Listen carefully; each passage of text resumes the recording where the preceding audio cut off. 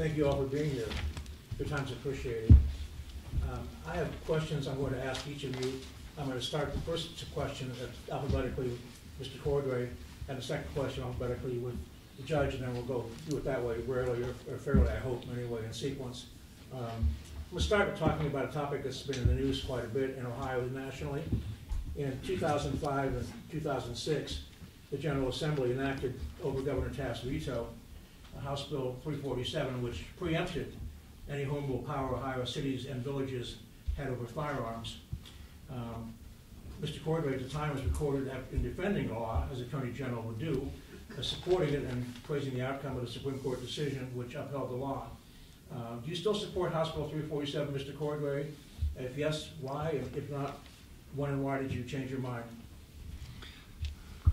So thank you, Tom. I do believe in home rule in Ohio. It's part of the Ohio Constitution. That has to be balanced against laws passed by the legislature, and my job as Attorney General was to defend state legislation in the Ohio Supreme Court. There's no way around that duty. At the same time, I do think that local governments have perspectives on problems that often can provide the most effective solutions, and that they can vary from one part of the state to another. So if the legislature were to revisit that issue, I would certainly allow cities to proceed as they see fit in a lot of areas, including predatory lending, which was another area where the state legislature overrode and preempted cities from addressing that problem, which might have helped avert their financial crisis if they'd been allowed to proceed, and other issues across the state where this has been an issue for 100 or more years, going back to the progressive era and the advent of home rule in the Constitution. Mr. Schiavoni, same question. Yeah, support home rule and always have. You know, last year we voted in the Senate on Senate Bill 331. Similar concept. It was about minimum wage rather than guns, but I voted no on that. That was a bill that got very convoluted and packed in with everything from pet land to all kinds of other stuff. It was towards the end of the General Assembly. You know, what I don't like and what I see happen a lot in the House and the Senate and in the governor's office is when the state doesn't like something or something makes it inconvenient for them or contrasts the thought process that they have, they try to take it over. It's like what they did with House Bill 70 with the school board. It's like what Kasich just talked about, taking away elected, you know, school boards at the state level. If they don't like it, they just take it over, and I think that's a lazy way to govern. I think you need to work together and work through it, giving the locals the ability to have some sort of power on their own. Mr. Kucinich. Thank you, sir. The principle of home rule is essential for the explication of the reality of government of the people, by the people, and for the people. That is essentially where it all started. And it's a conservative principle of governance. It says that people have a right to be able to make their own rules of governance. And what's happened in the case of guns and in the case of the issue where Mr. Cordray took a case to the Supreme Court that overturned Cleveland's assault weapon ban in 1991, is that home rule was vitiated. You cannot say that you support home rule if you have executed a fundamental attack on home rule that affected this very community and, for that matter, every other community in the state. Cities do have the right to protect themselves. And it was not only in the case in the Ohio Supreme Court, but the same principle of home rule was knocked out in a case, McDonald versus the City of Chicago, which also Mr. Cordray volunteered for. Now, I want to make this very clear, that any time that an attorney general is not, by law, required to go to court on a case, if he doesn't agree with it, he can hire outside counsel, and everyone knows how well attorney generals carry forth that practice of hiring outside counsel. So Mr. Cordray could have hired outside counsel if he disagreed with it, but we understand the reason why he carried forth was to curry the favor of the NRA, to be able to get that A rating with the NRA in the election against Mr. DeWine. It didn't help him, but that's what it was all about. Home rule. Mr. O'Neill. Home rule goes beyond just guns. The home rule's been eroding in the state of Ohio for the last decade. I would suggest you look at the fight that we just had at the Supreme Court on speed cameras, and everybody was all over the park on whether or not local governments could determine whether or not they wanted to have what I believe to be the illegal speed cameras. But even more fundamental than that, a couple of years ago, the state of Ohio brushed aside Monroe Falls when they said that we were going to do some fracking and drilling in your community, and it was a state issue only, and that your zoning would be just pushed aside. I believe home rule stands for the proposition that local people know what rules work best for them. What works well in Cleveland very well may not work well in Athens County. So I'm a big home rule fan. Thank you. Next question is a little bit in the news quite a bit. Again, I'll start with Mr. O'Neill, and then I'll start next time with Mr. Schiavoni and so forth and so on. As Ohio provides, as you may know, a very substantial amount of state aid, public aid, to non-public K-12 schools in Ohio. That goes back to the 60s. And the travails of for-profit charter schools are nationally known. Ohio's charter schools are widely known. Mr. O'Neill, starting with you, what is your perspective on state aid to non-public schools, first of all, talking about voucher programs and so forth, and then on the whole question of charter schools and how they're overseen or not overseen in Ohio? Well, you know, you're seeing on the campaign trail a good deal now where everybody wants to vilify the charter schools, and I want to be the first one that's just very clear. Charter schools, with all their problems, are not the problem. They are the symptom of a very sick system. We have illegal funding for schools in Ohio. We've had it for 20 years, and the Ohio General Assembly and the governor's office has chosen to ignore it. Let's look at why are there charter schools in the first place. Every parent in the world is going to send their kid to the best education they can find. They don't care if it's public or charter. The reality is we do not have equality of education in Ohio, and that's just a big problem. I'm from Chagrin Falls, Ohio. Our schools are 100% funded by property taxes. That's illegal. Down the street, the public schools in Cleveland have a education system that is failing the kids and the community. So one thing I found when I looked at this whole situation, the governor has got 25 people in his cabinet. Not one of them speaks to education of children, and that's an outrage. The director of the Ohio Youth Commission, which incarcerates our kids, is in the governor's cabinet, but the superintendent of schools is not. So I think we just have to have the courage to say what we're doing is illegal. We need equality of education in Ohio. We need to reward excellence, and even if that is a charter, we need to reward excellence, and we need to pay teachers who actually go into the tough jobs. Mr. Kucinich, same question. We provide state aid to K-12 public, non-public schools, and the travails of non-public or for-profit charter schools are well known. What's your perspective on state aid to non-public schools and on charter schools if you become governor? There's $1 billion a year that currently goes from public education resources to fund for-profit charters in the school of Ohio. By almost every measure, that $1 billion is being misspent. And the public has no control over it whatsoever. Once that passes the legislature, school districts don't have any control. I want school districts to be able to regain the control. I want school districts to be able to have a vote as to whether or not they want their money to go to a charter school. I want school boards to be able to be empowered to decide if they want to create a charter school. Now, my own feeling is that given a choice, most Ohioans will want their money to go directly to public education, which is where I think it ought to go. I think the for-profit charters have been the bane of educational spending, that largely it's been a waste of money. And I just want to point something out. When this, in 2007, the Attorney General of the state of Ohio filed a case against 3 different charter schools that cited chapter and verse, I think it was 67 counts of where the charter schools failed to perform and the money was being misspent, citing then State Auditor Mary Taylor. I believe it was Mary Taylor as the state auditor at the time, citing her work incorporating into a court case. That case lost at the district court and lost in the Second District Court of Appeals at state level. But then a new attorney general came in, and it was up to that attorney general to determine whether or not to take the case to the Supreme Court. And let me tell you why this was important. It was the chance to be able to argue a case that showed all of the deficiencies in the charter school system, to argue it at the Supreme Court. And guess what?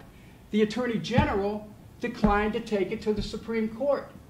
And that attorney general is in this room today, that individual, Mr. Cordray. He declined to take it to the Supreme Court. That was the genesis of when the charter schools then, they accelerated their effort in the legislature. They got more money, and frankly, if they had been stopped, at least the effort was made to expose what they were doing in the Supreme Court. We had a chance to be able to save the taxpayers hundreds of millions of dollars at the least. And so, you know, I think the charters have to be sharply restrained, if not eliminated from public funding. Mr. Schiavoni. Yeah, I mean, I'm the only one in this room that has actually worked on this issue for the last 10 years. You know, I started in the General Assembly, and what I did was I didn't have any political experience, and I didn't have any experience with education funding, but I went to all the schools, public and charter, because I wanted to see what was going on. And what I would see in these charter schools, in the for-profit model, was the same thing almost every single time. I would go into the school. It would be an old Catholic school that just got bought on an auction site. It would have some makeshift sign on it that was calling itself some sort of tuition-free academy of some sort. There would be yard signs around. There would be sign-up days where they would have picnics and festivals for the kids so that the parents would sign up. These young teachers had the jobs of knocking doors in the summer to fill the hallways, and they were told if they didn't get the kids in the school, they didn't have a job. And so the General Assembly, under Governor Kasich, controlled by Republicans, has allowed this to happen. So I disagree with Justice O'Neill. They should be vilified. I mean, this is ridiculous. We've allowed these for-profit charter schools to poach the kids out of the public schools, throw them into something that they're promising is better, with no results at all in 99% of the cases. Now, non-profit charter schools, it's a little bit different. If you have a bunch of people with means that throw money in a pot and say, look, we want to do this different, and they have results, it's hard to argue against results. But this for-profit model, both brick and mortar and electronic school, is ridiculous. And I proposed bills 2011 to 2015 for accountability and transparency for for-profit charter schools at the brick and mortar level. I proposed legislation regarding ECOD and electronic schools to say, look, transparency and accountability. Show us what you're doing with these kids every day. Show us that they're making progress. Show us that they're learning. Show us that they're even engaged during the day. Instead of doing that, they closed the doors in ECOD's case. And Governor Kasich and ODE acted like that was their idea. But it is what it is, just like the Republicans in 2015 acted like House Bill 2 was their idea. That was all the stuff we were pushing out of our office in order to get to a level of accountability and transparency for the for-profit model. And so I'm against that idea in both cases, but I'm for transparency and accountability. And if you could show some sort of measurement growth or something positive, then you can have the discussion and argument of whether or not you should have this in our schools. Mr. Cordray. So, as you know, Tom, we've had a mixed system of public and parochial schools in this state for quite a few years, and it has worked, I think, fairly well. And I don't agree with the notion that we've had a terrible public school system in Ohio. That is wrong. I went through that public school system. I got a sound education, as did my brothers. My twin son and daughter went through the public school system in Ohio, the Southwestern City Schools, kind of a complicated school district. It's the largest school district that's not wholly urban. It is both rural and urban and suburban. And they just graduated and they got a sound education. There's a lot of teachers doing good work in the classrooms. But I volunteered for a task force for my school district when we'd gone 9 years without passing a levy to explain to the public what was happening with the finances. People think they're being mismanaged. And what we found was that charter schools were siphoning off millions of dollars every year from the public school system. It's very hard to run your school system on the money you have when you don't actually have the money, and it goes to these charter schools. We have never held them accountable to the same standards as the public schools and the parochial schools. That's wrong. How can you say we're going to add something to the system, but we're not willing to hold it to the same standards of performance, attendance, and the like? That can't be correct. The ECOT is the natural result of that scandal. We have $70 to $80 million missing. We will never see that money back. We do have, as Dennis said, about $1 billion was poured into that school. And what kind of school was it? Kids didn't even have computers. Many of them never logged in, but it was supposed to be an online school. That tells you right there that it was a fraud. And millions of dollars went in campaign contributions to Republican leaders, including people who were running in this race for governor. And that's exactly what happened. It started with white hat management back at the beginning, and they were making all kinds of money off the services provided to a bunch of different charter schools. And it was a gold mine for a lot of people. It was not a gold mine for education. It failed the kids involved. But any charter schools, especially nonprofits that may be succeeding, we can look and see what they're doing and learn from them. But the failing ones have to be made to fail, and they have to close. And the governor can exert oversight over that, and I will. Thank you. This question will start with Senator Schiavoni and then go down that way and back over. Questions about Medicaid expansion in Ohio. In October 2013, Ohio expanded Medicaid for eligible Ohioans. As of January, the department reports that the expansion quota in Medicaid covers about 700,000 Ohioans. The General Assembly has since sought to curb expansion in various ways, including a work requirement for Medicaid expansion clients. It's directed the state Medicaid department to seek from federal officials. Starting with Mr. Schiavoni, do you support or oppose Ohio's Medicaid expansion? And if you oppose it, how would Medicaid expansion clients obtain medical care?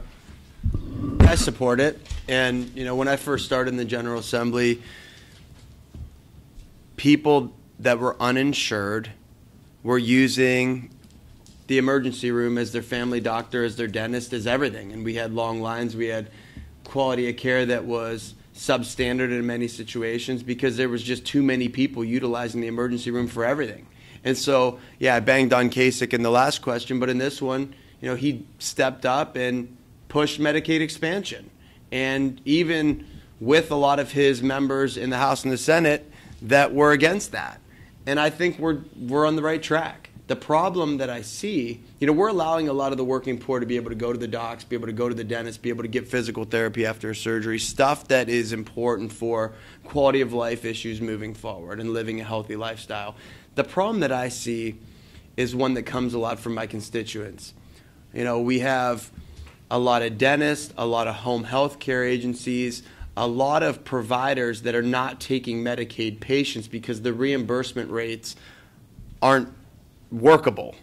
And so if you're getting $16 an hour back from the state to your home health care agency, you got to pay that person, you got to pay workers' comp, you got to pay transportation. It's not worth it to go out and go in rural Ohio and serve these patients in this home health care. But that's what Medicaid expansion was supposed to do. So I'm worried that just because you give somebody a piece of paper that says that they have Medicaid, if nobody takes Medicaid or less providers are taking Medicaid, then I'm not sure what we're doing. So it's really important that we continue to move down this road, that we invest in Medicaid expansion and give working poor folks in Ohio the opportunity to get from point A to point B when it comes to health care.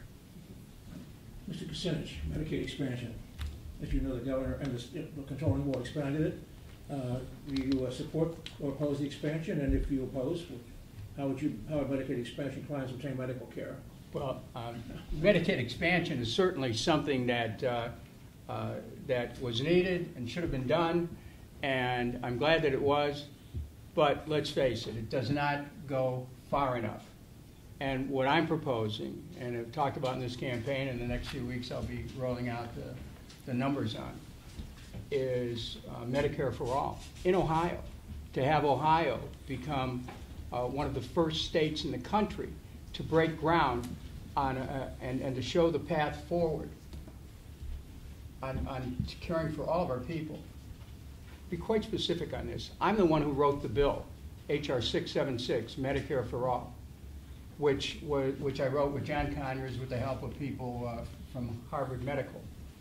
And this particular proposal can fit into a paradigm for a state plan where people are no longer going to have to worry about being able to meet the needs of their family or their children. for health care, because there's a lot of people who would not be covered by, let's say, Medicaid, who are struggling today, who are working families, who are paying high premiums, co-pays and deductibles. And the plan that I want to bring forward will take the profit out of health care in Ohio, because the insurance companies make money not providing health care. And we need to make sure the people of Ohio can thrive. And this is going to be great for business, too, because it's a major concern for businesses to be able to meet the health care needs of their employees, and they're being overcharged by the insurance companies. This whole thing is about insurance care, and it's not about health care for the people. So yes, of course, Medicaid expansion, but we really have to look at health care in Ohio in a much broader sense. That's what I'm aiming at, and that's what I've been discussing with people around the state, and there's a real readiness and a receptivity.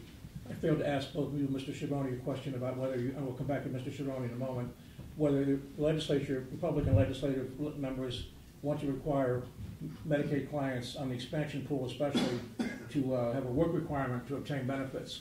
Do you support or oppose a work requirement by the legislature on Medicaid clients under the expansion pool? This show, I absolutely oppose it. It shows how heartless some people are in the legislature, that people are struggling just to get their basic health care, and they're being told, well, you have to work in addition to that. Look, I want a Jobs for All program. I want every able-bodied person to be able to work. But if they may not be able to, they should be able to get the care they need. Let's put means testing to the oil interests in Ohio, to the insurance companies that are getting breaks. Let's put it to the real estate people that are getting breaks and see how they would be able to meet a work requirement. Again, excuse me for my mistake, but Senator Schiavoni, about the work requirement, what do you say about that? Again, we had to ask federal officials for permission, but the legislature required us to ask. Yeah, anytime, the answer is no, I do not support that, but anytime there is a program that is out there to help folks, there's always certain Republican members that put out these kind of bills in order to combat that and say, well, we're giving it all away. We're giving all these poor people all this stuff and they don't deserve it. They're not doing anything to earn it. It's unfair. And at the end of the day, most people that are on Medicaid expansion are working. They're just not making enough money in order to be able to purchase affordable quality health care, and that's the purpose of the program. Mr. O'Neill, your take on Medicaid expansion in Ohio, which the state did in 2013. As you know, the General Assembly has since moved to curb expansion in various ways, including a mandate for the administration of the state to request a work requirement from federal officials as part of our Medicaid state plan. Do you oppose or support the expansion? And if you oppose it, how would you suggest clients obtain care? But in any case, what's your take on the work requirement the legislature wants clients to... Let's start with the last first. I'm a pediatric emergency room nurse. To suggest for a moment that somebody who shows up at the door is going to be questioned about whether or not they have a job is mean-spirited, and it takes people's eye off the ball. I have to commend Governor Kasich. It was courageous when he expanded Medicare, but I agree with Dennis. It doesn't go far enough. We're talking about 700,000 people. Everyone in Ohio gets emergency care. The problem is it's usually too late. We need to acknowledge that health care is a fundamental right, and I think the state needs to take a leadership role. I'd like to agree with Dennis on Medicare in Ohio, but that's a federal program. I would rather see the governor of Ohio join with the other 49 governors and demand that Congress do their job and provide Medicare for all. That's one solution. Another solution is the state of Ohio has got enormous buying power when they buy insurance. I believe it is not without good reasoning to suggest that ordinary citizens should be able to buy into state health care insurance. You know, we provide first-class quality care. I've had it for 20 years for our state workers. Why can't the taxpayers come in and say, I will pay the premium, I just need to get into a group? And I'm very unique in the sense that when I started working for the state of Ohio, I had a child with a pre-existing condition. I needed a state job. She got her surgery. She's a wonderful kid today, but not everybody has that opportunity. So no, you can't go backwards on Medicaid. You should go forwards. I believe in Medicare for all at the federal level, but I believe the state has an absolute obligation to do whatever they can to see that all citizens have access to health care at a time when it can make a difference. When the person shows up at the ER with pneumonia, it could have been stopped 6 weeks earlier. Mr. Cordray, your take on Medicaid expansion in the state and about the proposed work requirement? And if you oppose expansion, what should people do to help take care of these low-income people? So I think I've made it clear that I strongly support the Medicaid expansion in the state of Ohio. And as best I can tell, the only Republican who has strongly supported it or supported it at all is John Kasich, and he's going to be moving on. So it is very much at risk, and it is on the ballot this year whether we're going to maintain that program. It's not just a matter of speculation. The state legislature tried to freeze it and have worked to roll it back even in this last session, and he had to veto those measures. Also, Mike DeWine, as Attorney General, opposed every aspect of Obamacare again and again in court, and Mary Taylor, as Director of the Department of Insurance, her other job, was, I would say, completely subpar and uninterested in implementing the health exchanges appropriately in Ohio, and that has hurt us as well. So what would I do? I would defend the Medicaid expansion, and I would defend it not only here, but in Washington if it continues to be under assault from the Trump administration. I believe that we should improve the exchanges as well. We're doing a better job in other states than we are in Ohio, like the state of Washington, to get cost containment, to get competition, and to get choice on those exchanges. It's not happening here in Ohio, and we're being hurt by it. And also the CHIP program.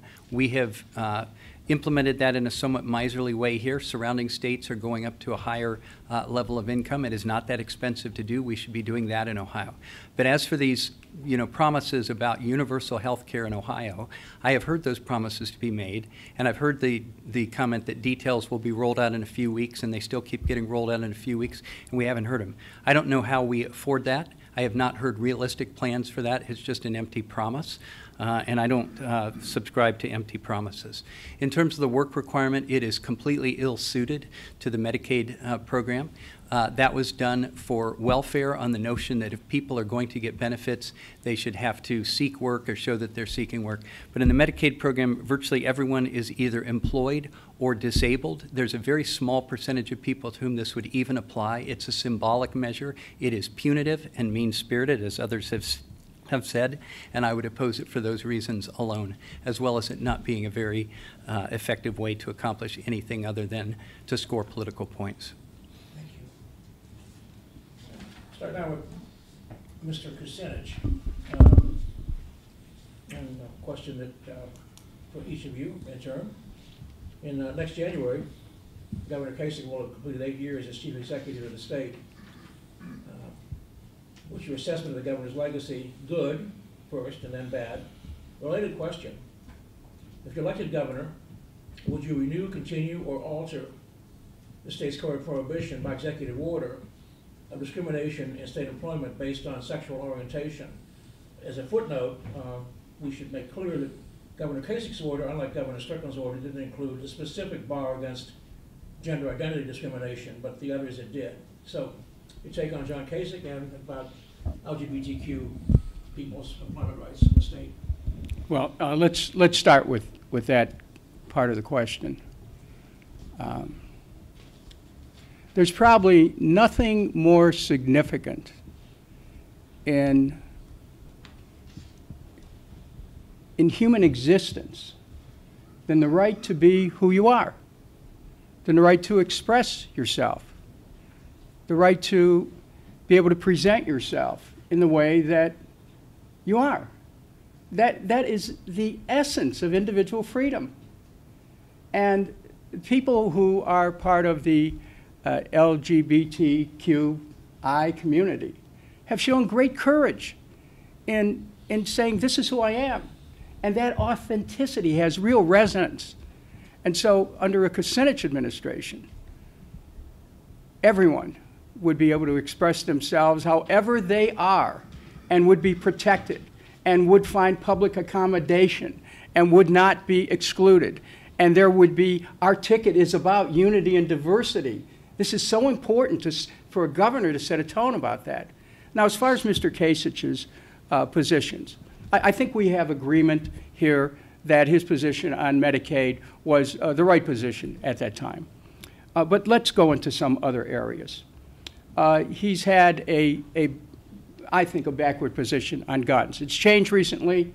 That's wonderful. I would like to see him join with me in asking for a ban on assault weapons. I think with respect to charter schools, he has not done his job. The charter industry has run wild under his administration and has damaged public education. And he has essentially looked the other way with respect to the privatization of the liquor control and the Jobs Ohio program. That's a major scandal, and he's never been held to account for it.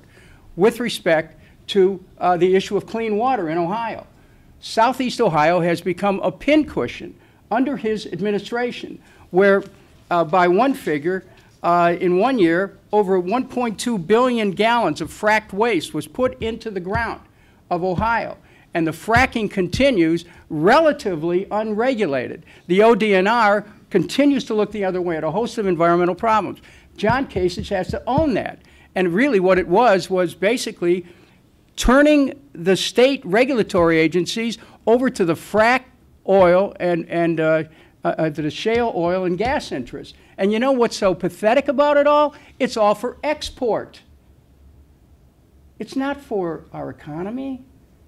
It's not to help our people. And it damages the integrity of our water. These interests are getting water almost for free.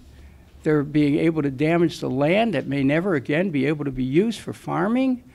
They're damaging the air. And the governor has looked the other way.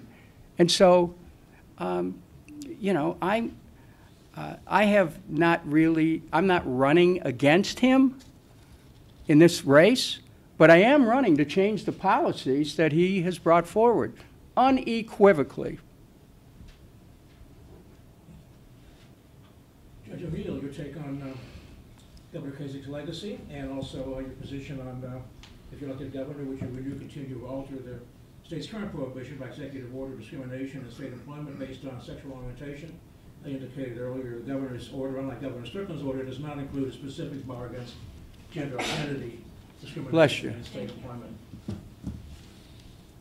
I used to be a lawyer for the Ohio Civil Rights Commission. I think my record stands for itself. Any discrimination based upon sexual orientation is illegal, and it will be enforced in the O'Neill administration. The Kasich legacy, I was just sitting here. I wasn't ready for this question. I didn't think this was going to be a day to talk about John Kasich. I'm just going to give him an F. I'll give him Dennis's F for failure. There are so many places where he has failed the people of Ohio.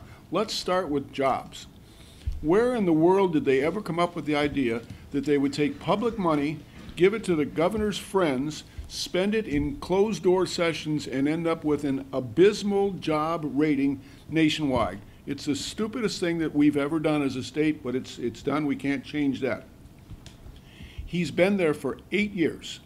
He has failed education 100%. With 8 months left in his administration, he thinks that it would be a good time to bring somebody up to the cabinet and start looking at education. He took that right out of my speech from the City Club, and I'm gonna charge him for that. But that's it. It's okay. He has turned state government into a profit pool for his friends. Where in the world do we get any justification for for-profit prisons in Ohio that came up under John Kasich? It is morally reprehensible that we have for-profit prisons in Ohio. I can't let him go on that. Injection wells. He has permitted the Ohio Department of Natural Resources to let poison product from Pennsylvania come in and be injected into the groundwater of Ohio, which caused the earthquakes in Youngstown. I believe the number was $6 a gallon in Ohio and $600 a gallon because the Pennsylvania EPA was doing their jobs. There should be no injection wells, period. However, there certainly should be no injection wells for the waste from other states. And let's just talk about higher education. It is outrageous that the Board of Regents of Ohio hasn't met in a year, does not have enough members to have a quorum, and it now costs $25,000 a year to get out of Ohio University. When I was there, it was $1,000. We have abandoned the state's commitment to higher education. That has to stop immediately. Now, everybody wants to talk about the opioid crisis. That's the topic du jour right now. Well, guess what? That came up under Kasich's administration. We're going up 1,000 people a year that are dying of overdoses right now, and the state of Ohio is doing nothing to effectively address it.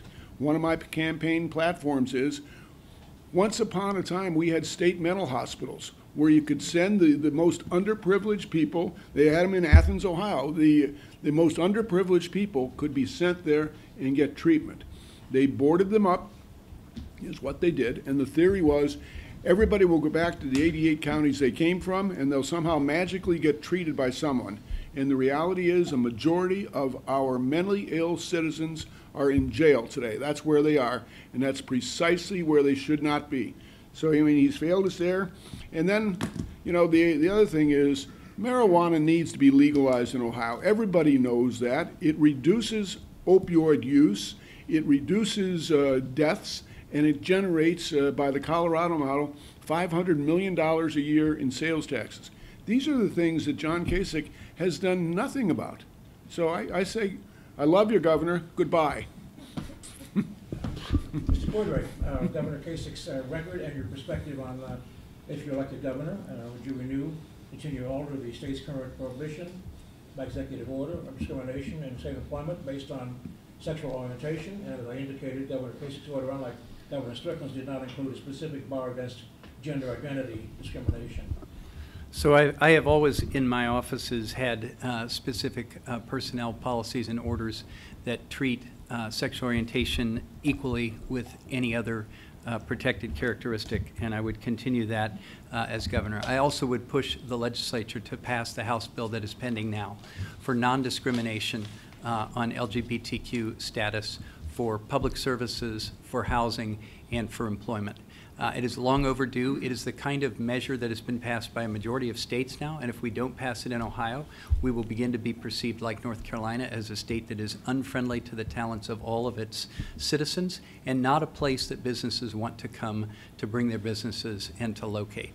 And our young people will feel that they don't want to be here either. We need to move into the future in Ohio, and we need to get over these continuing fights. The Republican Party is not even yet reconciled to gay marriage in this state. They still think that they're going to fight some rearguard action against that. And the rest of Ohio has moved on. I was for gays in the military back in 1992. I've been forward on these issues for years. I was for gay marriage before President Obama, before Vice President Biden. And I believe that everybody should be treated equally, and they should, as Dennis said, have the right to be who they are, and I would add the right to be let alone from meddling public officials. On Governor Kasich, I also would say I am not going to be running against Governor Kasich. I'm going to be running against either Mike DeWine or Mary Taylor, and I will put my record up against theirs and my positions up against theirs. I will say he did good work on the Medicaid expansion and was courageous. I think he's also been courageous in standing up to President Trump, and as best I can tell, he's the only Republican in Ohio with the guts to do that. And none of the ones running for governor seem to have any courage to do that either, despite the discord and the racism and other aspects of after Charlottesville and continuing coming from the White House. I also understand that Governor Kasich has done a good job on the MBE program in state government, and I would continue that work. On many other things we disagree, and when I talk about change in the state of Ohio, I assume that's an implicit criticism of his and the legislature's record on a variety of issues, from education to job creation to criminal justice reform, to other things that we need to get done in this state, to consumer protection, which is near to my heart, and so on.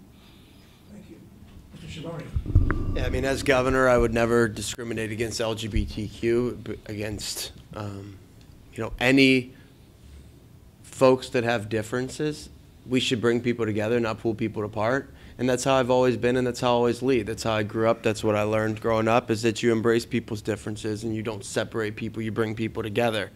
When it comes to Governor Kasich, we've had overlapping time. I only had a year. I was appointed when Strickland was there, and then I ran twice in 10 and 14. And so a couple of good things that were not mentioned is there's been good development in Columbus. There's been a lot of expansion in the city of Columbus, which I think part of it can be credited to Governor Kasich, not to the rest of the state, but to Columbus specifically. I also think that he saved the racing industry in Ohio when he allowed for slot machines to go into racetracks. I think that was key, and that was really important to the future of the racing industry. I have a long list that I got to write after 3 people spoke about bad stuff, because a lot of stuff came to memory. Workers' rights. He's went after workers' rights 20 different times. He's gone after women's rights and signed many anti-choice provisions. Didn't address the Durolf case, so we're still sitting on an unconstitutional way we're funding public schools. The tax structure is completely screwed up. We've given tax breaks to the highest earners. Everybody else gets a couple of scraps. They've had LLC loophole that bleeds out $1.1 billion a year. Failed to invest in local governments. That's why everybody's begging for money. And you have school levies, you have levies for your senior centers, you have levies for every single thing, you have increased local sales tax, you have all these issues where people are just begging, and the General Assembly hasn't done anything to deal with it. They do the most ridiculous bills when it comes to helping local governments. They give them the opportunity to pass more levies, or say, hey, you can put a tax on your license plates, or hey, you can do a school safety levy yourself, rather than actually investing at the state level. Infant mortality, we're the worst. And it's because we haven't invested in our people. We haven't invested in good, safe housing. We haven't invested in educating people about how to take care of their infants when they don't, come from a place where they've ever learned, and that's real. And he's created a false sense of bipartisanship in the state of Ohio. I mean, I was the minority leader for 3 years. I rarely met with him. But when he was running for president, he talked about this bipartisan nature in Ohio. And so I think all of those things have been failures from Governor Kasich. Thank you. You touched a little bit on Jobs Ohio already, but we do have a question on it specifically. I'll start with Mr. Cordray. What's your perspective on Jobs Ohio? And in general, what can should Ohio's state government do to bolster the state's economy, make it a destination for educated young people, and spur industrial and commercial innovation? What's your take on that, Mr. Cordray? Yeah, well, I mean, anybody around the table can tell me what they understand about Jobs Ohio. It is not transparent. We don't know what it's doing. They talk about a return on investment formula for just assessing projects, which would make a lot of sense, but we don't know what that formula is. We don't know how it's being applied from one project to another, whether they're succeeding or failing. So what I've said about this is I won't really know what Jobs Ohio is doing until I become the governor. And then I will go in and look at it. And if there are things that are being done there that are working, we will keep them. And the things that are that are not working, we will throw them out and reform them. But I will say that the jobs record on the whole has been not very good. The number of jobs created, the rate of job creation in Ohio over the years since the Great Recession has lagged the rest of the nation significantly, and it has slowed down further in the last 2 years, we have now seen. So it's a question mark as to whether it's actually paying off. I think that for economic development and community development, I think they go hand in hand. We have to have the state government working in a more transparent way with local officials and local governments around the state for site development, for community involvement, for community support. A lot of what happens with businesses in deciding where to locate is what is it going to be like to live there, and for your employees to live there, and do they want to do that? So I think that requires partnership between state and local government, and we have not had that from this legislature. So that's a failing. I also think that we need to do a better job of supporting our small businesses in the state. Instead of just competing for a few large companies to come to often the most prosperous areas of the state, we need to spread out economic development across Ohio. No communities left out, no communities left behind. And if we focus on our existing small businesses in the state and help them expand and grow, which is what I did as state treasurer with the Grow Now program that we had that created thousands of new jobs on my watch, that is a recipe for success. I was at the Youngstown Business Incubator this morning looking at what they are doing. And it is a good program and a good effort, and they're doing advanced manufacturing, and they're looking at distributed manufacturing, and it is going to create a lot of jobs over time, and it's going to make us more productive. These are the kinds of things we can be doing, building on our existing assets rather than chasing after things from around the country, pitting ourselves against other states. We do need to compete, but we don't need to lose all of our money competing and giving giveaways to these large companies. Nor do we need people competing by moving from one place to another within Ohio and leveraging communities for tax breaks either. But we can, if we dig into our small businesses, they create 2 out of every 3 new jobs, not only in Ohio but nationwide, and they employ about half the Ohio workforce. That's a place to focus more effort. Thank you. Mr. Schiavoni. I mean, something that, you know, my family always taught me is that you acknowledge when you make a mistake. You know, and I voted for Jobs Ohio. And I'll tell you why I voted for Jobs Ohio. Governor Kasich was a new governor. I was a new state senator. We were in the recession. He had a jobs plan. And so I wanted to show in a bipartisan way that we were going to work together, even though I had great concern with it. I regret that decision because Jobs Ohio has shielded all those tax dollars and not let people see what's going on.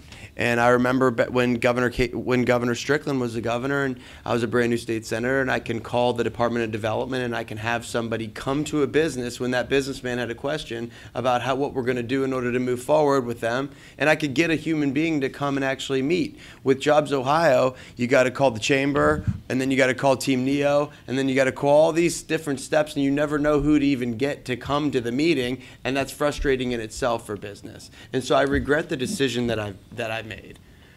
But I've moved forward with a lot of job creation packages as a state senator and as a candidate for governor. But it's about reinvesting in our state and reinvesting in our people all at the same time. So you need to clean up the industrial brownfields, make sure that we have broadband access for everybody, make sure that we're training our skilled workforce so that they could fill the jobs of the future, have tax incentive plans in place.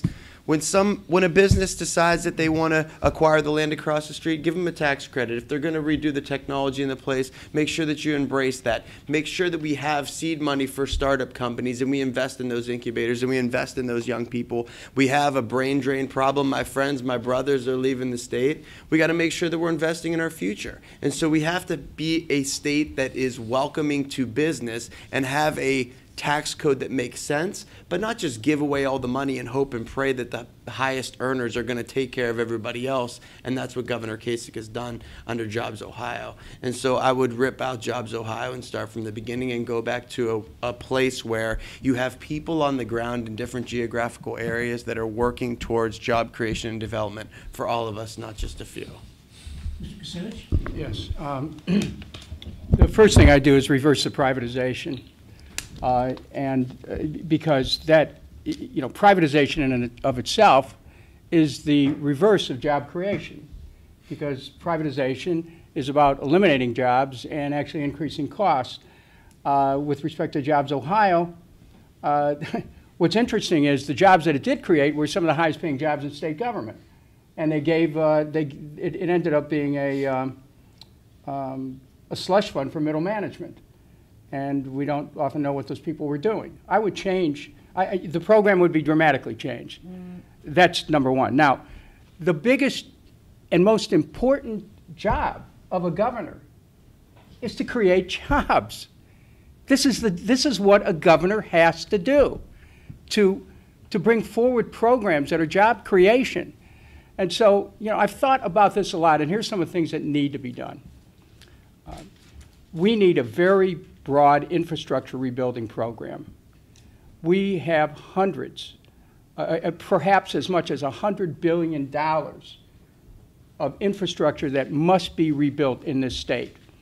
For example, you have at least 2 bridges over 271 that need to be built. There's another one over 77. There's a bridge in Stark County that needs to be rebuilt. There's the Western Hills Viaduct in Cincinnati, Hamilton County needs to be rebuilt. The Brent Spence Bridge needs to be rebuilt. There's not going to be money from the state to do that. It's in Hamilton County as well. You know, I've looked at this infrastructure project. I've been involved in infrastructure programs in the past in promoting it. Here's what Ohio has to do. You know, if you look at, you can take 5% of the state of what the biennial is, and then you figure out how much you can spend for capital improvements. We are never going to be able to do that just within the current resources. So what does that mean? That means we have to go to the people of Ohio with a specific plan to rebuild our bridges, our roads, our water systems, our sewer systems. Ohio cities and counties are under a Clean Water Act mandate, unfunded mandate by the federal government. Hamilton County alone is looking at billions of dollars they have to spend. Well, the same is true up north here. We need a broader plan for infrastructure and a governor with a vision who can go to the people, rally them to rebuild Ohio. Now, it doesn't stop there. We need an infrastructure program that includes regenerative agriculture, regenerative economy, green energy, to look at our energy systems, which we have some problems with right now in Ohio with the failure of First Energy Solutions. We got to look at that and put that into the mix. We cannot give people in southeastern Ohio the false choice that the only jobs they can have are for fracking and deep injection wells. We have to give them better choices, and with a vision of sustaining the state, of reclaiming our land, of reclaiming the air and the water, we can get people back to work doing that. Education for all is a jobs program. Healthcare for all is a jobs program.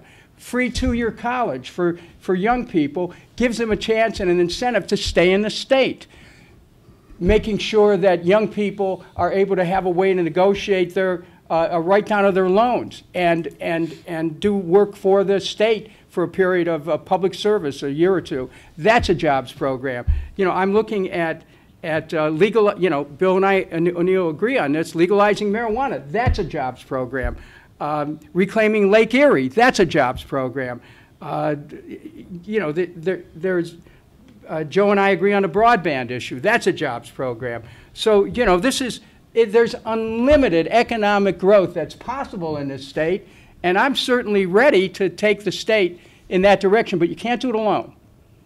The only way that a governor can do it is to be able to rally the support of the people, and I'm ready to do that. I do have to ask a point of clarity about that. I go into the people, do you mean a bond issue, or do you mean a tax increase, or do you mean some kind of authorization language? No, I would mean a bond issue. You'd have to get people to approve it because it would be beyond what the Constitution pretends.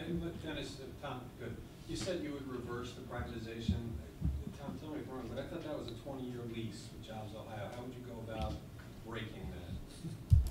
You may not. Well, the lease between the Jobs Ohio and the acronym Jobs Ohio beverage system extends to February 1st, 2038. So, right. So how would you, as governor, how would you reverse that? Do it by executive order and make the case that there's been fraud involved in it.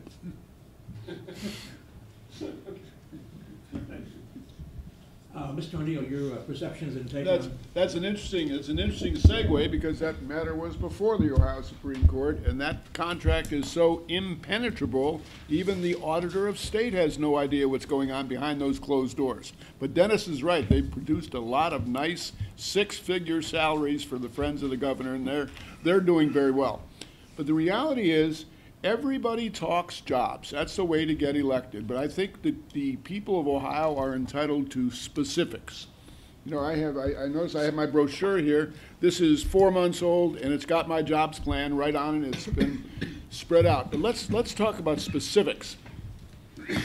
There is no reason that there isn't a solar panel on top of every government building in Ohio right now. They pay for themselves in 7 years. A solar panel on top of every government building protects the environment. If it's made in Ohio, it generates jobs in design, manufacture, and installation. We used to have tax credits in Ohio for people who put solar on top of their houses.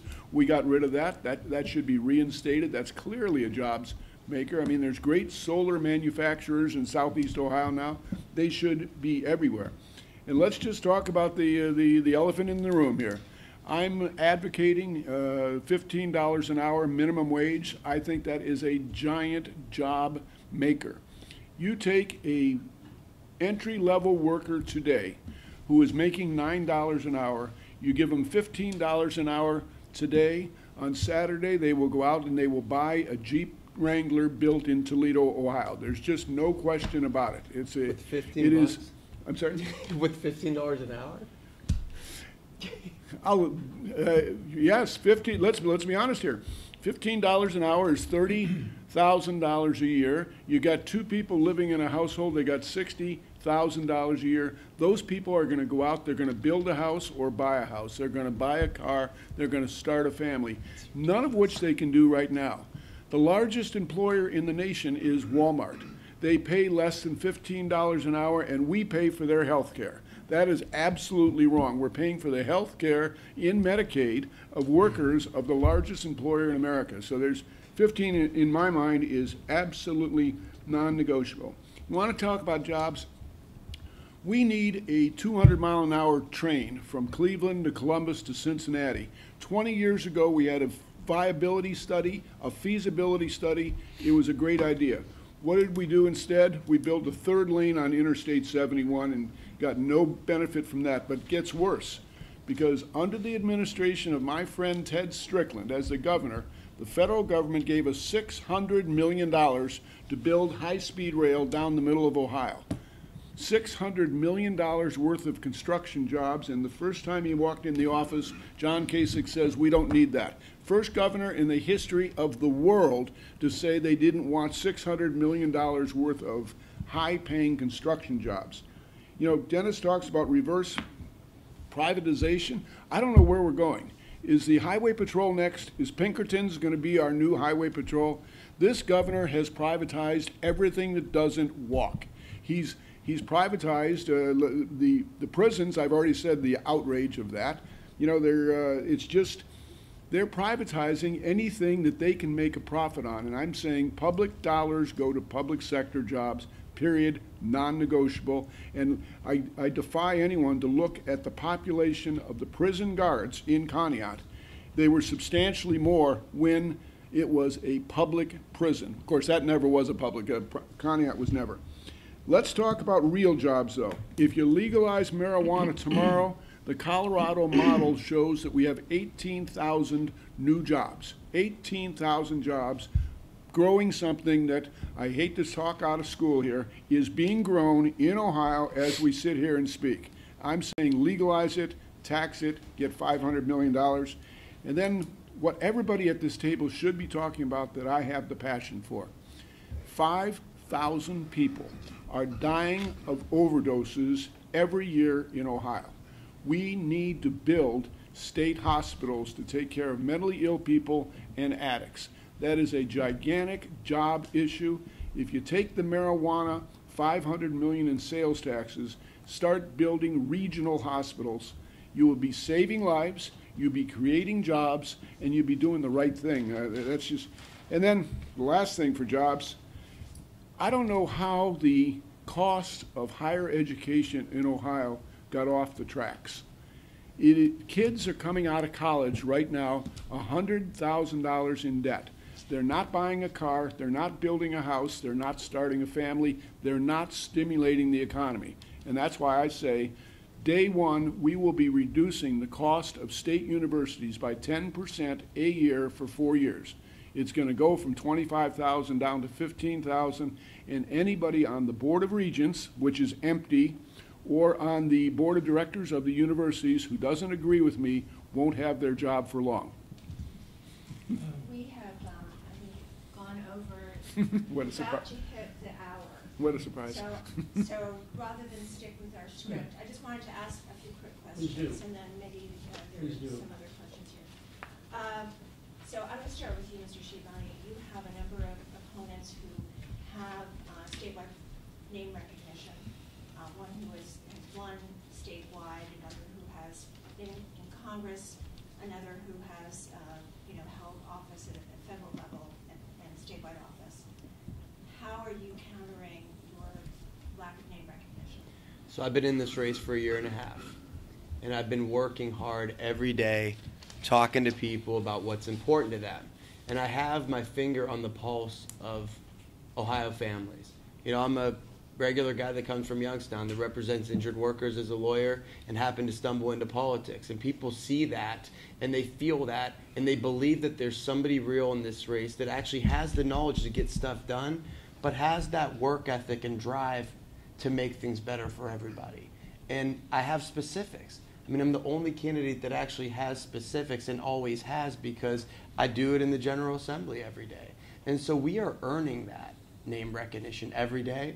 And when you see these couple of polls that came out, 50% of the people that say they're going to vote in the Democratic primary don't even know who they're going to vote for. So this name recognition stuff, I think, is blown out of proportion.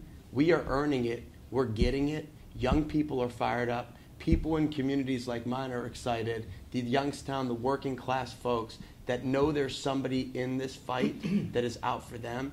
And I think it's going to pay dividends when it comes to Election Day. Mr. Cordray, I wanted to ask you, you were sort of, in some ways we were waiting for Godot, waiting for you to decide whether you were going to be I'm coming into Godot? the race. Yes, coming into the race. All right. But on the other hand, you haven't been in Ohio recently. Your opponents have been, Mr. Schiavoni, Senator Schiavoni, for instance, in the legislature, Judge O'Neill in the Supreme Court, sort of on the ground. How do you counter, sort of this appearance that you're a bit of an outsider in the state at this point? So first of all, Betsy, it's wrong that I haven't been in Ohio. I lived in Ohio all during the time I worked at the Consumer Bureau, and I commuted back and forth at my own expense every week. It's because my children started in middle school during that time, went through middle school, went through high school, and I was home every weekend to be with them, to be in the community, to be at their sporting events, to be at their, to be involved in their lives. So that's not correct. What I did get was perspective on a national scale of the kinds of economic problems that affect people and their households and their families. And it's the same problems that affect people around the state of Ohio as well. And that's why we're focused on the kitchen table issues, healthcare, education and training, and spreading out economic opportunity across the state, because I saw how consumers were hurt and affected. And by the way, my job in Washington was an important job. Elizabeth Warren recruited me. President Obama appointed me to take on the powerful special interests in Washington, the big banks, the big financial companies, and it earned me a lot of criticism and a lot of resistance. But we put $12 billion back in the pockets of consumers through hundreds of enforcement actions, and we cleaned up a lot of bad practices that were affecting people so that they were cheated and mistreated in the marketplace. And that was good experience for me. Just like Dick Celeste, went to work in the Peace Corps and then came back and ran for governor in 1982. That strengthened him and gave him more of a platform and more experience. And in my case, I've been an executive official now for the last 15 years, and none of these others can say that. The only one who's been an executive official was Dennis when he was mayor of Cleveland 40 years ago, and you know how that was. I think that is part of the strength here, is that I have a track record of actually getting things done. I have a vision that focuses on what matters to people, because I've seen what matters to them in their lives. And I was around Ohio. I was working for consumers in Ohio, and everybody in this room while I was at that Washington job, not just people elsewhere in the United States. That's the track record I bring to this race, and that's the focus that I bring to this race, and that's the experience. Dennis, your name just came up. I wanted to follow up on that. We know that you're a phenomenal campaigner in the sense that you've got great instincts about issues, but as was mentioned, your executive experience might have had some downsides. That you're good at the ideas, but maybe not at the practical delivery. Can you address that, please? Well, first of all, my record as mayor of Cleveland included that I was able to cut government spending by 10% in my first year in office without reducing service. That's number one. Number two, I put my career on the line to save a municipal electric system under extraordinary pressure from the banks. On December 15th, 1978, I was given a choice: either sell Muni Light or the city goes into default. That was the choice I was given. Check your headlines on the days going into that and out of it. And I chose to save Muni Light. Cleveland Trust threw the city into default, and I lost the next election. It took 15 years to make a political comeback. I put it on the line for the people of Cleveland. And when that comeback, the stage was set for that, the people of Cleveland decided to return me to public office in the state Senate, and then later elected me to 8 successive terms in the United States Congress. City Council in Cleveland had a special ceremony where they thanked me for saving Muni-Lite, not selling, and cited that it resulted in saving utility rate customers and the city of Cleveland hundreds of millions of dollars. Now, I think the measure of a public official is not where they are in times of convenience, is not how they ride the waves. It's where do they stand in moments of crisis? What are they willing to do? How much are they willing to put on the line to defend their constituents? And I put it all on the line. And I would do that again and again in any office I've ever held. Now, with respect to the observation of Mr. Cordray, based on your record, sir, I don't know that you would have been the one who would have stood to defend an electric system.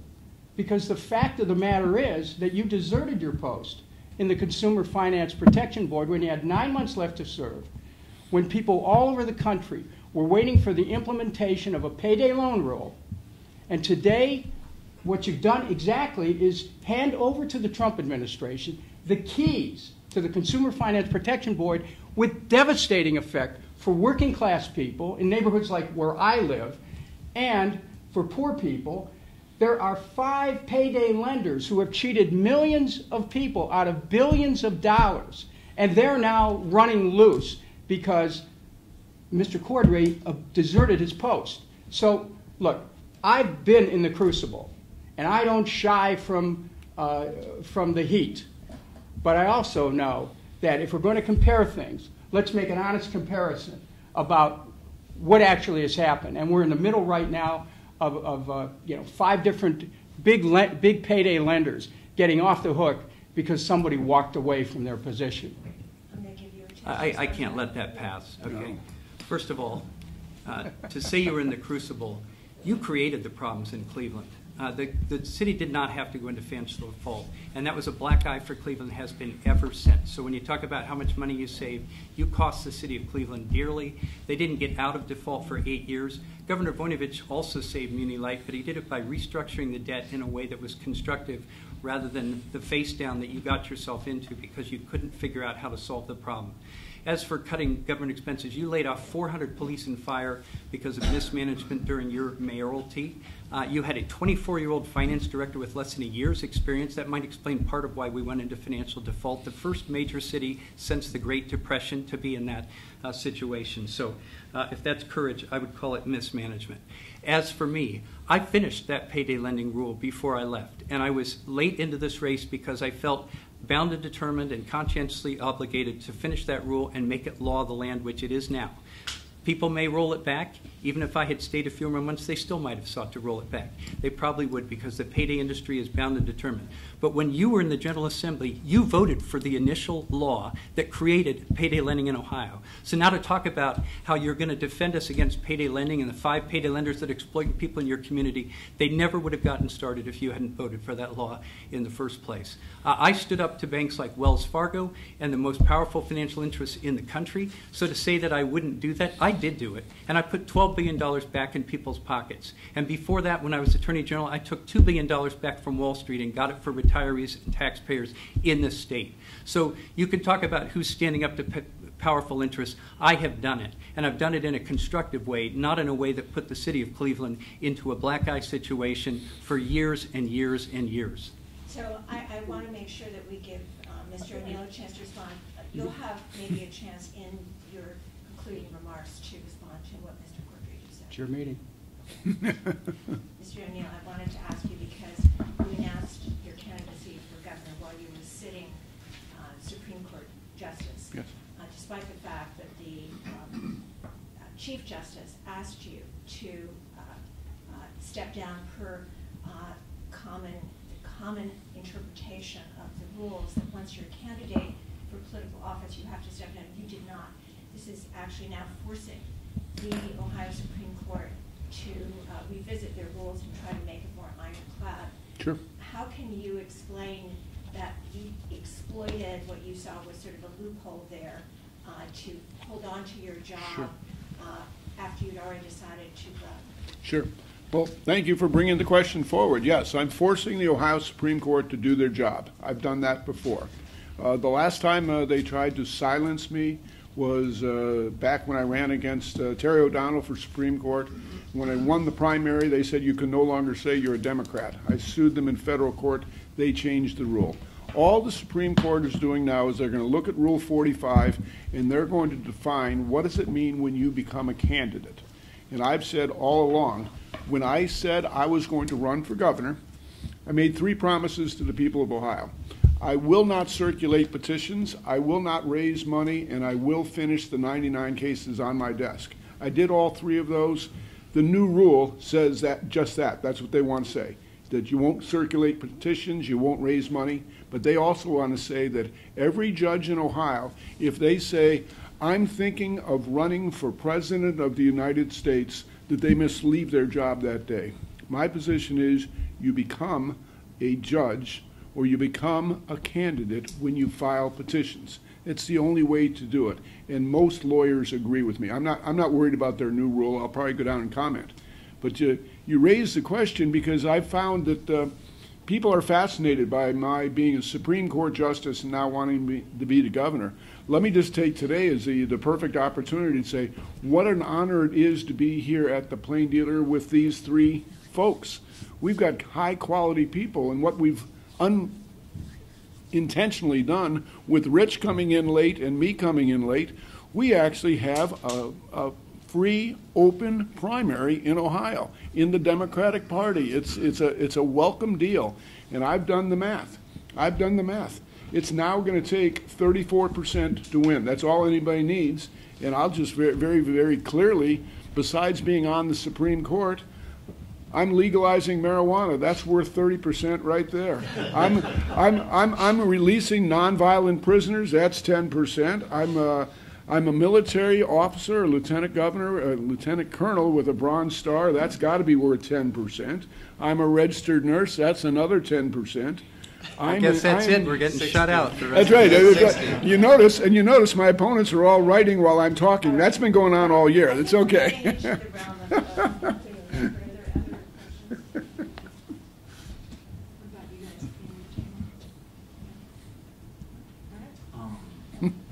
Yeah, I had one.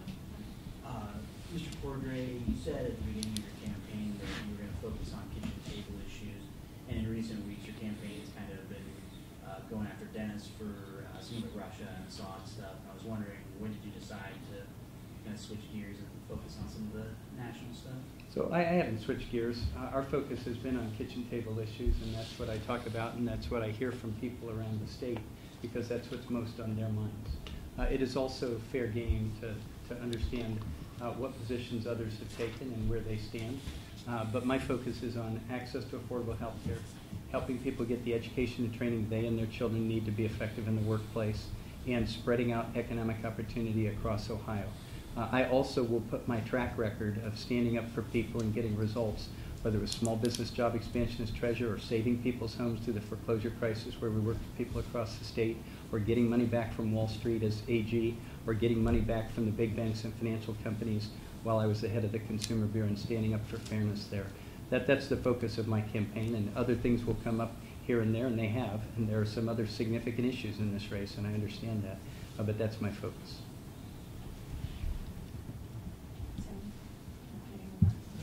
No, other than, well. No, we asked them if they want to make a conclusion. Oh, I'm sorry, yes. That's the answer. I'd like to ask one more question. I did have a question for Mr. Kucinich. You've gotten big play on your call for a ban of assault weapons.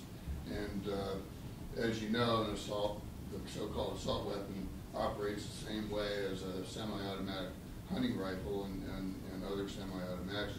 Would your ban outlaw all semi-automatic weapons, or I would follow the state of Maryland law, where they defined about 47 different types of weapons that would come into the reach of an assault weapons law. There are 4 other states that have defined it. You'd have to have a strict definition, so that, and that would be something that that is part of it. But generally, the issue arises as a matter of public concern for the safety of their children, for safe spaces, and I responded to that by saying, yes, I will ban assault weapons. The specifics of it will have to go into working out the law, because you're talking about dozens of different types of weapons. I'd like to be heard on that if I could. On the assault weapon? Yes, sir. Well, why don't you include that in your concluding remarks then, because I don't want to short other people. Absolutely. I'd like each of you to, if you care to, make a final or closing statement, starting with Mr. Cordray, an athletic lawyer, about your hopes for becoming governor, why you'd like to become governor, and what your hopes are if the people do nominate you for the Democratic nomination for governor of Ohio in May. Okay, well, I think I did some of it in response to your question, but I will say what I said the other night in Lakewood. I think that Ohio should be a much more progressive state, and Betty Sutton and I will try to run this state, and we'll do it proudly along progressive principles. We need to be a state that moves toward and looks toward the future rather than looking back to the past. We have a retrograde legislature, and we have some retrograde public officials who are running for governor this year on their side. And we need to have a state that we can be proud of, a state that will embrace the talents of everyone and give everyone a chance to participate in the state and avoid stereotyping and bigotry as we have been subject to in the past. We need to stand against the kind of divisive rhetoric that we're seeing from Washington and the kind of chaos that we see there. I haven't yet met the Ohio voter who has said to me, I like the chaos coming out of Washington. We have more chaos in Columbus, Ohio, please. I don't think that's what anybody wants. They want to know that someone is going to be looking after the interests that matter most to their families, that keep them up at night, that worry them about how they're going to pay the bills and meet their obligations. Those are the things that we're focused on. That's been my experience now for the past 15 years. And I have a track record of getting things done on those issues, so I can make change in Ohio. But we can have a state that we can be proud of. We can have a state that stands for diverse, tolerant, progressive, inclusive communities. We don't now, but we need to. If we're going to attract businesses here and if we're going to keep our young people, our children and grandchildren here, that's the way we need to be. It's really important. That's what Betty Sutton and I stand for, and that's what we hope to accomplish as governor and lieutenant governor when we're elected this year. Thank you. Mr. Schiavoni. Yeah, I appreciate the opportunity to be here with everybody today. I hope that I was able to earn this endorsement when you make the decision. You know, these guys are here, and you know, they've been running for office for over 100 years. They've done their thing. They're talking about the 70s, the 80s, the 90s. I was born in 1979. And ever since I had the opportunity to help people and fight for people, I always have. And I always will. And I know how to talk to people. I know how to work with people. I know how to get things done. And I know what's important to everybody in the state. You know, it's about education, it's about jobs, it's about dealing with the drug problem, it's about dealing with violence, it's about dealing with neighborhood revitalization, energy policy.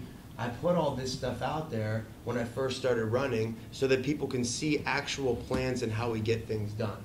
Because I knew people were going to say, you're 38 years old, how do you have the political experience in order to lead the state? And I wanted to show them that I had that experience, I have those plans, and know how to get things done. And I think we've been able to do that.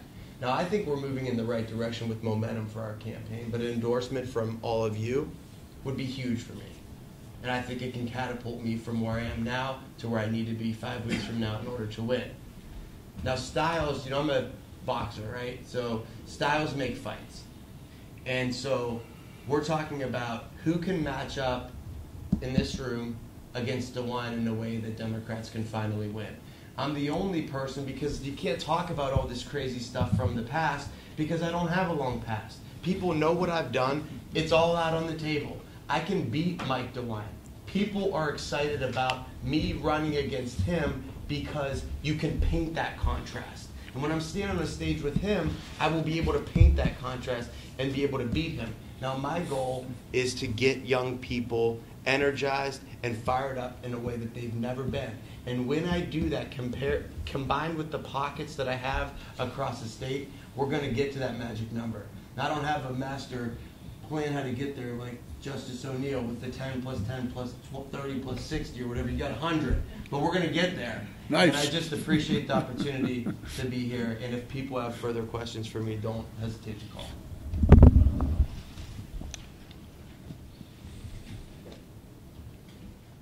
I have a record of winning elections from Republican incumbents. When I was elected mayor of Cleveland, I defeated the Republican incumbent. When I was elected to the state Senate, I defeated the Republican incumbent. When I was elected to the U.S. House, I defeated the Republican incumbent. And one of the reasons why I will be able to defeat Mr. DeWine, if he's the nominee, and I have my doubts about my colleagues here, is this. It's the NRA report card. This is going to be a big issue in this election. People are concerned about the safety of themselves and their children. And I proudly wear an F button as an indication that I'm free from the influence of special interest groups, whether it's the NRA or anybody else. It's one of the reasons why I was able to take a stand when I was mayor of Cleveland and saved an electric system. People know I was right about that. You go on the streets of Cleveland when people were around at the time and you ask them, they'll say Dennis was right. And so, you know, and the rest of it is, I helped save a steel mill that's still there in Cleveland. I helped reroute rail traffic out of residential areas in a deal that no other community got. I helped save a hospital, a couple hospitals, one that's still here today, Richmond Heights. My office handled 12,000 cases per year for 16 years of just helping people, because that's what government ought to do. It ought to help people with the challenges they have every day with the government. And that's what we do and did. And so I intend to have the state government function in the same way as my congressional office did. Now, as far as, you know, I was right about Muni Light, but to give the chance that you said I'd have to respond, I'm going to claim that right now. I would say that Mr. Cordray was wrong to repeal the Cleveland assault weapons ban. He didn't have to do that. He did. He was wrong to take up the case of the NRA in the McDonald versus Chicago case, which hurt all communities in their ability to establish safe gun laws. He was wrong to leave the Consumer Protection Finance Board. He could have stayed and fought. He could have taken on the president. He didn't do that. Instead, he went for an office that, frankly, as important as the governorship is in Ohio, I don't know that it was that as important as the position that he held at the Consumer Finance Protection Board. Charter schools, he had a chance to stop the charters in their tracks as Attorney General, and instead he didn't appeal a case to the Supreme Court. And Mike DeWine himself raised the question about what happened in Mr. Cordray's office on the opioid epidemic. What did he do to fight that early? So, look, I've got an established record, and I'm proud to stand on it. But I'm saying that I have the vision, the integrity, the willingness to rally the people of Ohio in defense of their economic interests, to create the jobs, to be able to move forward with plans for health care for all, education for all. I have the energy to do that. I have the passion to do that. I have the willingness to do that. I have a track record that enables me to take on any interest that is adverse to the public interest. I'd like your support. Thank you. Down to me. You know, the one thing I have to say, as I said it before, it's a wonderful panel to be on. We're four proud Democrats. We have some ideas we agree on, some we don't.